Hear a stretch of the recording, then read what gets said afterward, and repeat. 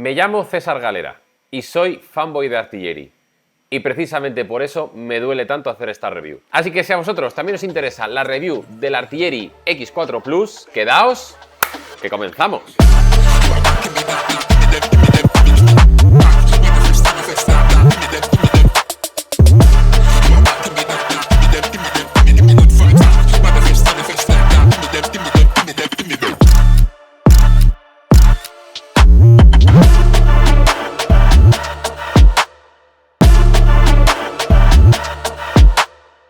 Bienvenidos un día más a vuestra área de impresión y bienvenidos a la review de la nueva familia de Artillery, la Artillery X4 Plus. Para que os hagáis una idea, Artillery ha sacado, digamos, dos máquinas distintas. La X4 Pro, que sería el equivalente al Artillery Genius, y la X4 Plus, que es esta de aquí, que sería la equivalente al Artillery X2 o X1. Es decir, una es de 20×20 y otra es, como es esta, de 30×30. Hay otra familia de Artillery, que por ejemplo es la X3, que en esencia la diferencia con esta es que la familia X3 tiene Marlin y esta de aquí tiene Clipper. Sister, pero la intro ha sido muy mística y tú has dicho cosas que me han dejado con el culo preto. ¿Qué pasa? ¿Por qué te duele tanto esta review? Para entenderlo os voy a explicar los 10 puntos que utilizamos para analizar las máquinas y me vais a acabar dando la razón. Primer punto, cinemática y construcción. Y esto es con diferencia lo que más nos ha gustado de esta máquina de aquí. A priori la verdad que está muy bien hecha. Tenemos una construcción parecida a lo que era la anterior generación, es decir, perfiles de aluminio, una impresora cartesiana Betzlinger, etcétera, etcétera, pero reforzada por fin con puntales traseros, bien, y guías lineales tanto en X como en Y, y además las guías lineales funcionan bastante bien. He escuchado por ahí alguna persona que se quejaba de holguras y tal. Nuestra unidad para nada, la verdad que está muy bien, y de hecho cuando la armamos y la montamos dijimos, ojito, cuidado, que aquí Artillery ha hecho una cosa chula y por fin se ha, digamos, resarcido de cosas como la Artillery X2, donde le dimos caña porque al final, quieras que no, era una evolución muy pobre respecto a la X1. Cosas que sí hemos visto que la gente suele quejarse, y a nosotros también nos ha pasado, y es que la excéntrica de Z viene demasiado apretada y le cuesta subir demasiado al eje Z.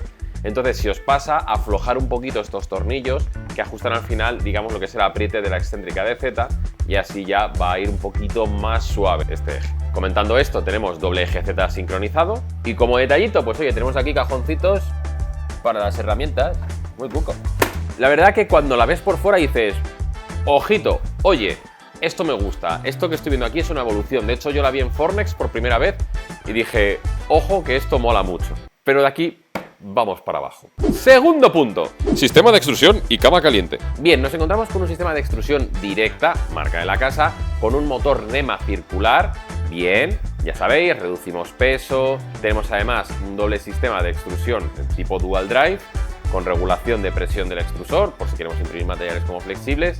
A priori, tú lo ves sobre el papel y dices, joder, han dado un paso adelante en el extrusor, ya han dejado esos titanes, digamos, en el pasado y han dado ya un paso hacia adelante. Pero un poco chusco.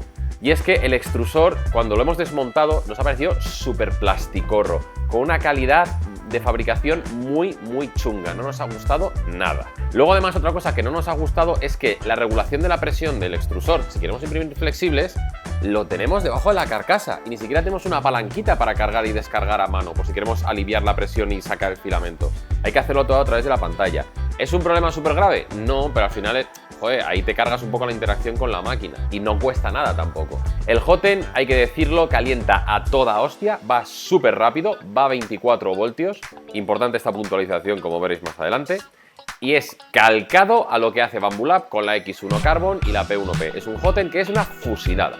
Ahora, lo que es una cagada de este Hotend es que el barrel es totalmente metálico, que no bimetálico. Esto, mezclado con una disipación más bien pobre, genera en muchas situaciones atascos. ¿Cómo? ¡Oh, Dios mío! A nosotros nos ha pasado en varias ocasiones que se nos ha generado bastante atascos. Nos ha recordado muchísimo cuando hicimos la review de la Ender 3S1 Pro, que es que parece ser que han hecho lo mismo. Mismo tipo de disipación, mismo barrel y al final, por ende, mismo resultado. Tienes que ser muy fino y controlar mucho de impresión 3D para evitar atascos. Nosotros, hasta que desmontamos el extrusor y vimos cómo estaba compuesto, nos estuvimos rayando un montón diciendo, pero es que esto no puede ser. Y claro, ya una vez lo desmontas y ves cómo funciona todo, dices, ah, amigo, es una pena porque la velocidad volumétrica que da este extrusor es de 21 milímetros cúbicos por segundo, lo cual, acompañado de las guías lineales que lleva y del firmware que lleva, si estuviera bien hecho, la verdad que a priori es muy prometedor. Entonces, si Artillery está viendo esto, yo aconsejaría barrel bimetal. Con eso ya simplemente creo que arreglarían el problema y, aun con la disipación siendo más bien justita, ya funcionaría suficientemente bien. Luego, alguno me habéis comentado el tema de las conexiones. Al final, pensar que esto hereda un poco lo mismo de las Artillery, y es que tenemos detrás una PCB donde van todas las conexiones del extrusor y estas a su vez van conectadas con un paquete de cables a la placa. Bien, muchos me habéis comentado el tema de que hay algunas conexiones que vienen muy sueltas. En nuestro caso, en nuestra unidad, lo que son las conexiones venían con silicona a muerte, y de hecho, cuando quisimos desmontar el extrusor nos costó bastante, por lo que sí venían muy fijas. Pero sí que han comentado algunos usuarios por ahí que las conexiones, algunos venían un poco bailongas. Pero es que, por si no fuera poco, vamos a hablar de la cama. Tenemos una cama caliente que va a 36 voltios. César, yo estoy atento a la review y tú has comentado que el Joten va a 24 voltios. ¿Cómo que la cama va a 36? Pues es que Artillery, no sabemos muy bien por qué, han utilizado una fuente de alimentación que tiene dos salidas, una a 36 voltios y otra a 24. Que tú dices a priori, bueno, si funciona bien. El problema es que da 300 vatios de pico, por lo que esta cama caliente calienta muy lento. No es tampoco insufrible, pero evidentemente cuando lo comparas con competidoras directas dices, oh mama. Para contextualizar, la Ender 3S1, una impresora que recordemos tiene un área de construcción de 22×22, ya tiene 350 vatios, por lo que si aquí tenemos una cama de 300, joder, ¿por qué? Es más, pensar que venimos de Artillery, que Artillery, una de las cosas que introdujo la impresión 3D allá por 2018-2019, fue un poco el sacar impresoras baratas con camas calientes de silicona. Sí que es verdad que había zonas donde no calentaban del todo homogénea, pero calentaban muy rápido, y entonces eso ahora lo hemos perdido. Y me das una solución que no entiendo muy bien por qué. Es un aspecto que nosotros hemos estado aquí debatiendo a nivel interno. No entendemos esta jugada. Al final creo que complica más las cosas, que al final acabas dependiendo de recambios más complicados de adquirir y al final no funciona bien. Bueno, no funciona, no es que no funcione bien, es que funciona lento.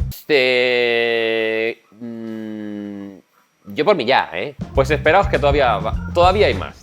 Tercer punto. Calidad y precisión. Voy a resumir esto rápido. Cuando imprime, imprime bien. Cuando imprime.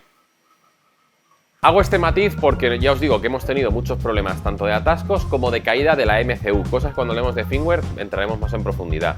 Cuando digamos que no pasa nada de esto y todo va fluido y va bien, las calidades son bastante buenas, la verdad.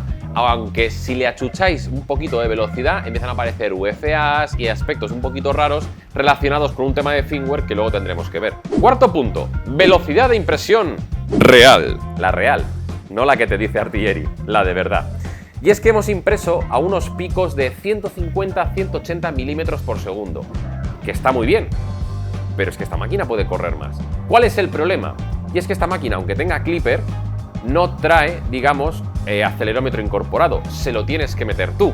Pero claro, a día de hoy meterle mano a esta placa y a este firmware es entre muy difícil e imposible, por lo que no le puedes hacer un input shaper. Hombre, si lo puedes hacer a mano, pero es como si traes clipper, o me traes un acelerómetro incorporado o me das la posibilidad de generárselo yo, pero no. Entonces, claro, ¿qué pasa? Que cuando intentamos ir a toda leche a hacer impresiones muy largas, empiezan a aparecer UFAs, empiezan a aparecer efectos raros, vemos como además, por ejemplo, se nos marcan ciertas líneas, esto sobre todo más relacionado un poco con el tema que os comenté de las excéntricas que venían muy prietas. Las aceleraciones, por ejemplo, nosotros en nuestro caso 3000 milímetros por segundo al cuadrado, y con esas aceleraciones, pues los resultados pintones, pero insisto, que podría dar más todavía. Ya os digo, me parece una oportunidad perdida porque esto con un acelerómetro y un buen input shaper hecho podría ir a toda leche.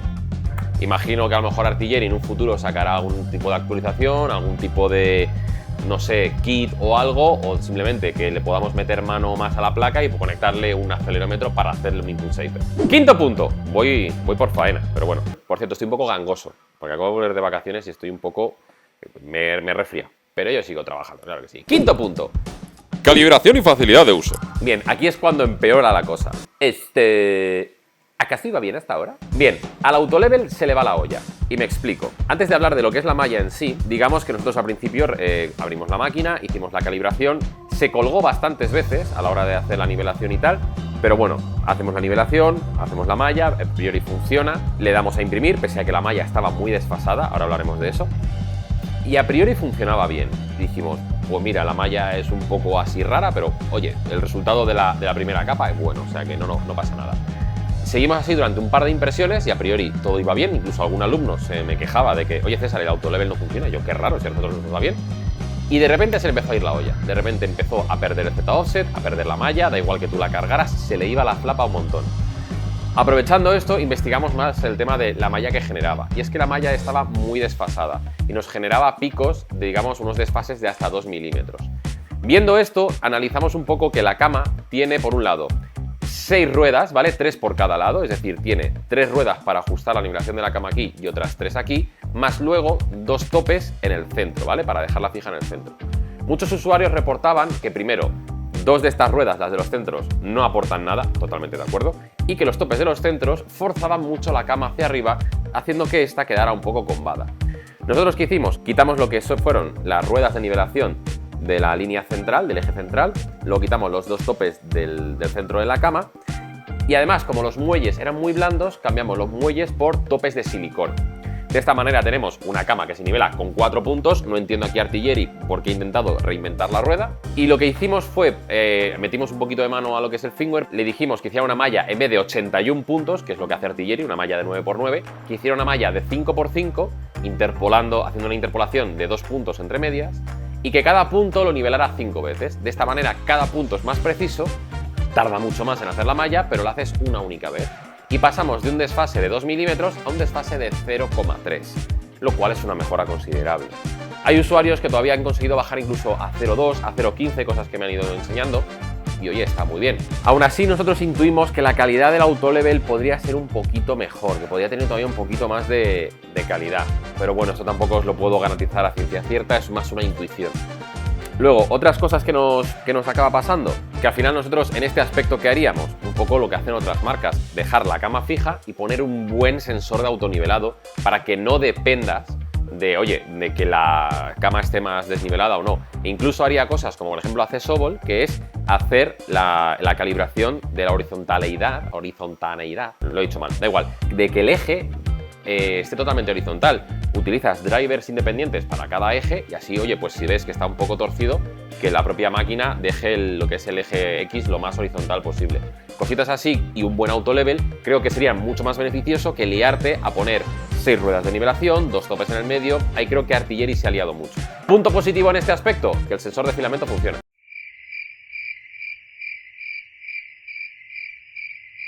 Sexto punto, materiales compatibles.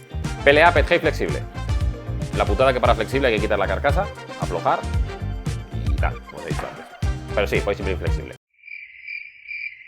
Séptimo punto, electrónica, firmware y ecosistema. Y este es uno de los puntos más importantes de esta review. Si ya de por sí veníamos sacando fallos, este es uno de los puntos clave. Y antes de comentar este punto, quiero hacer mención a que estos vídeos son posibles gracias a nuestra academia online. En nuestra academia online vosotros podéis aprender tanto diseño como impresión 3D y de hecho estamos trabajando ya en un curso de Clipper donde vosotros podéis aprender por suscripción. Es decir, pagáis 1, 3 o 12 meses y podéis estar durante todo ese tiempo consumiendo contenido de manera ilimitada y accediendo a asistencia personalizada por correos y a tutorías prácticamente todos los días en directo con Aquí el Menda. Así que si os interesa, que sepáis que aquí debajo tenéis nuestra web, control3d.net, unos precios muy buenos y gracias a esa academia nosotros podemos vivir y podemos hacer reviews diciendo lo que nos da la gana independientemente de lo que opinen las marcas. Y es que en este punto de electrónica, firmware y ecosistema nos encontramos prácticamente el origen de todos los problemas de esta máquina. Porque sí, podríamos poner un barrel mi metal, all right. Lo de la cama, hostia, bueno, venga, con unos topes de silicona, tal, no sé qué. Ya está la máquina un poco condenada, llegados a este punto.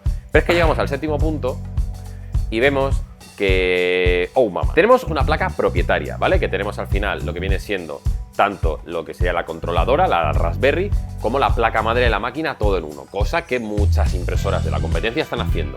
Eso no nos sorprende, aunque evidentemente huele a MKS que tira para atrás. De hecho, cuando termina las specs es de MKS la placa. Todo esto corre de manera nativa con Fluid para, digamos, interactuar con el clipper de la máquina, más lo que viene siendo la pantallita que tenemos aquí delante.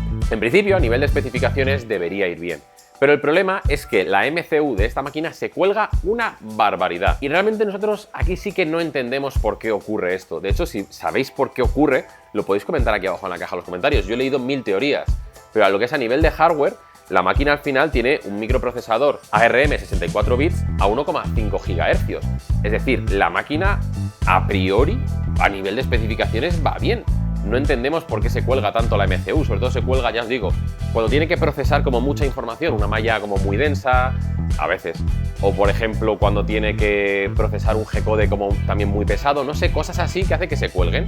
Ya os digo, yo he leído mucho por ahí, no nos queda claro de dónde viene, pero ahí está el problema. Luego, lo que es la pantalla, aunque está bien porque puedes interactuar con opciones básicas, a mí a título personal no me termina de gustar mucho porque al final la típica pantalla que va un poco lenta y con los botones muy pequeños, que para los manazas como aquí un colega, pues evidentemente se te queda un poco pequeño. No obstante, pues oye, tampoco funciona mal, o sea, lo que tiene que hacer lo hace, ¿vale? O sea, y puedes funcionar con ella. Luego, por ejemplo, los cables, digamos que aquí Artillery ha hecho una cosa muy buena escuchando a la comunidad, que ha abandonado los flex, ha utilizado la misma solución que utiliza Creality con su Sender 3S1 y de esta manera nos quitamos una PCB de en medio, puesto que va todo el cableado de aquí directamente a la placa, nos quitamos la PCB del eje X. Y es que los que seáis usuarios de Artillery sabéis que al final un punto de fallo que tiene Artillery suelen ser las PCBs. Si me estás quitando una, pues oye, quitas posibilidades de fallo. Creo que eso está muy bien hecho. Además todo funciona con sensorless homing, con lo cual quitamos también más cosas de la ecuación como finales de carrera, con lo cual aquí Artillery creo que en este aspecto sí que ha hecho algo bueno. Pero claro, volvemos al fallo que os he comentado antes de la fuente de alimentación, que tenemos una fuente de alimentación con dos salidas a 24 y 36 voltios que da 300 vatios de pico. Entonces dices, pues no lo entiendo. A nivel de laminador, que sepáis que en Prusa Slicer tenéis ya un perfil nativo para esta máquina, aunque nosotros la hemos estado utilizando con Orca Slicer. Y ya os digo que en principio va bien. En principio, todo lo que he ido comentando. En este aspecto, ¿qué creo que ha pasado? Pues que creo que hay algún fallo de origen, no sé exactamente qué pasa, no sé por dónde viene, no sé cómo se lo puede solventar Artillery aquí, pero no va bien el firmware de esta máquina, no va bien, entonces ojalá le den una vuelta. Octavo punto. Comunidad y soporte. Al final, digamos que en este aspecto no os podemos comentar mucho. A día de hoy tienen un grupo de Telegram bastante activo, grupo de Facebook también. La gente, la verdad, que comparte bastante de sus experiencias y estamos viendo que en general pues, nos coincide un poco los fallos más típicos que estamos viendo con los fallos que tenemos con nuestra máquina. Ya os digo, el único fallo que a nosotros no nos ha parecido para nada ha sido el tema de la mecánica, que sí que he visto una o dos personas comentando que tenía un poquito de holgura. Se nos ocurre que eso puede ser más un tema de montaje o de una unidad puntual. Quitando eso, la verdad, no os puedo decir qué tal es el soporte, porque en este aspecto sí que no tenemos ni idea. He hablado con algún alumno que sí que se ha puesto en contacto con Artillery y sí que parece que intentan ayudar. No sé hasta qué punto son capaces de solventar el problema, pero bueno, Artillery, un poco por norma general, yo por la experiencia que he tenido con ellos, suelen más o menos ser comunicativos. No sé ahora qué tal serán, pero bueno, esperemos que sea un aspecto que Artillery estén cuidando. Noveno punto. Fiabilidad y reparabilidad. Bien, a nivel, digamos, de reparaciones, de fallos, atascos aparte, no hemos tenido ningún fallo, no hemos tenido, ya os digo, ningún tipo ni de corto ni de nada. Es decir, también nos ha costado un triunfo imprimir con ella. Pero bueno, digamos que si hubiera que repararla, a mí sobre todo me preocuparía especialmente más que el hecho de que fuera difícil o no repararla, porque a priori parece más fácil de reparar que incluso un Artillery X2. A mí me preocupa más el hecho en sí de los recambios, es decir, ¿dónde puedo adquirir yo recambios de Artillery? Hombre, cosas como PCBs y tal suelen ser más o menos fáciles de encontrar, pero bueno, me preocupa un poco temas como que han utilizado opciones muy propietarias, cosas como por ejemplo la placa, la fuente y tal, que ahí creo que se han rayado demasiado y esto muchas veces redunda en que a la hora de coger recambios tienes que irte únicamente a los suyos, cosas como por ejemplo también las boquillas, que también son como, aunque son muy parecidas a las que utiliza Creality para las K1, son al final boquillas suyas propietarias, no sé, han hecho ahí como cosillas raras. Y al final a mí es lo único que me preocupa, que igual simplemente tienen un buen stock de recambios y ya está, y no pasa absolutamente nada. Es más una preocupación que una crítica. Y por lo demás, ya os digo, me parece más fácil de intervenir que una X2 o una X1. De hecho, por ejemplo, intervenir el extrusor son 5 tornillos, que con 5 tornillos ya lo tienes todo fuera. Con lo cual, en ese sentido, pues oye, está bien pensado. Y ya con esto, vamos al décimo y último punto de la review. Relación calidad-precio. Y ha dado un buen bajón de precio. Antes esta máquina estaba en torno de los 410 euros. A fecha de grabación de este vídeo, que estamos a lunes 6 de mayo, esta impresora la podéis encontrar en la página oficial de Artillery en 342 euros. Si todavía tenéis ganas de comprárosla, aquí debajo tenéis el enlace de compra tanto el oficial como el de referido si nos han dejado. Sería un muy buen precio si fuera bien la máquina, pero no. Y con esto vamos a la calificación de la máquina. Y es que al Artillery X4 le vamos a dar una S, un sobresaliente. ¡Qué pedazo de máquina! No, en serio, una F, suspendida. Solo se salva el chasis. Y es que, como os he dicho al inicio de la review, yo soy una persona que cuando salió Artillery me encantó, me enamoró, me volví fanboy de Artillery, porque dije, joder, qué manera de cambiar el paradigma, qué manera de pensar de manera distinta, de no hacer todo el rato lo mismo. Aunque muchas veces no dejan de ser impresoras, digamos, cartesianas, digo, joder, intentan hacer cosas distintas. Muy bien. Es que fueron los primeros, hace muchos años, que, por ejemplo, la extrusión directa de serie eran los únicos que te la metían. La extrusión directa de serie. Me habéis entendido. Mentes sucias. Y claro, cuando vimos la X2, fue una impresora que nos embajonó. Y cuando en Fornex yo vi esta máquina, dije, Artillery ha vuelto, qué ganas de tener esta impresora entre mis manos y tal, pero es que está mal hecha, está mal pensada, está, no sé si sacada con las prisas, no sé si poco cuidado en los aspectos importantes, han hecho un muy buen chasis, pero luego cosas muy tontas, o sea, vale que pienses de manera distinta, pero por ejemplo, la solución que me has dado para la cama, te has complicado tú solo, y es que a la vista está, o sea, lo hemos comprobado nosotros en esta review. Quitando tuercas de en medio y quitando ahí unas cosas, y al final hemos hecho que vaya mejor la nivelación, aunque no del todo perfecta. Yo que sé, cosas así. Y de hecho es un poco el tono que quiero que sea de esta review. No quiero que sea una review hater, no quiero que sea una review de tirar mierda. Hemos pretendido que sea una review de análisis, de ver qué falla mal y cómo poder solventar esos fallos en la medida de nuestros conocimientos. Porque ya os digo que con las caídas de MCU y todo el fallo que tiene que ver con placa madre, ahí sí que se nos escapa nuestro conocimiento y Artillery tendrá que pensar muy bien qué hacer. Y en esto también quiero hacer una pequeña reflexión, y es que como a la hora de cambiar el sistema de evaluación, sabéis que al principio de año dejamos de evaluar las máquinas de 1 sobre 10 y pusimos puntualización, digamos, o puntuación por letras. Y es que este es un muy buen ejemplo de por qué este sistema es mejor. Aunque a muchos os cueste entenderlos a lo mejor de primeras, esta máquina, si hubiéramos hecho la media aritmética, simplemente diéramos una puntuación sobre 10, esta máquina se habría quedado en el entorno del 5, 5 y algo, por algún aspecto como podía ser el chasis, bla, bla, bla. Pero claro, cuando piensas en los fallos que tienes, dices, es que no puedo hacer una media con esto. Es que estos fallos son tan de peso que merece que la máquina sea suspendida. Entonces, la verdad que en este punto creo que Artillery debería ponerse mucho las pilas. No sé realmente qué solución tiene esta máquina, no sé qué va a hacer Artillery, sé que no les va a sentar bien esta review, pero insisto que el afán de hacerlo es más un análisis de crítica constructiva más que de tirar mierda, porque sí, y espero que tanto la marca como vosotros os lo toméis como tal, porque al final es lo que pretendemos, intentar comentaros lo que vemos para que todos aprendamos y mejoremos desde nuestra modesta experiencia.